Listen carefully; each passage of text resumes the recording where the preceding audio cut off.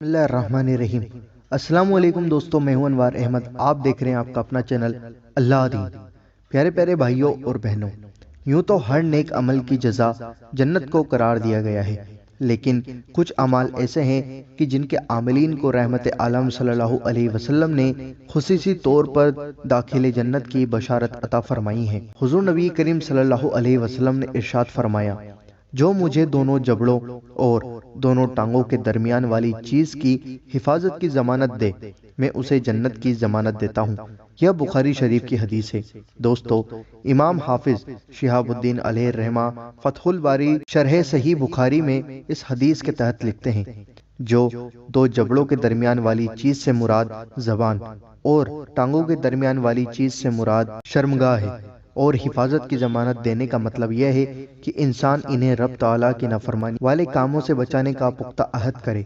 मसलन जबान से वो कलाम करे जो ज़रूरी हो और बेकार बातों से बचे।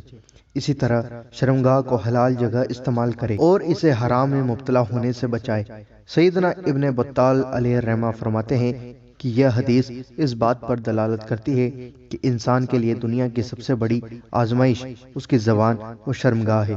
लिहाजा जो इन दोनों के शर से बचने में कामयाब हो गया, वह बहुत बड़े शर से बच गया।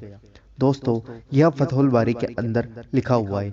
दोस्तों, इस वीडियो को दिल से लाइक करें और आगे ज़रूर शेयर करें, और अल्लाह अज़्ज़ व जल हुज़ूर नबी करीम सल्लल्लाहु अलैहि वसल्लम के सदक़े में हमें इन दोनों कामों से बचने की तौफीक अता फरमाए। आमीन अल्लाहुम्मा आमीन।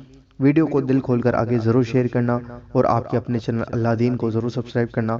हमें आपके सपोर्ट की बहुत ज़्यादा ज़रूरत है, तो वीडियो को दिल खोलकर शेयर करें। शेयर करेंगे तो नॉलेज पहुँचेगी, और नॉलेज पहुँचेगी तभी लोग इन बुरे कामों से बचेंगे।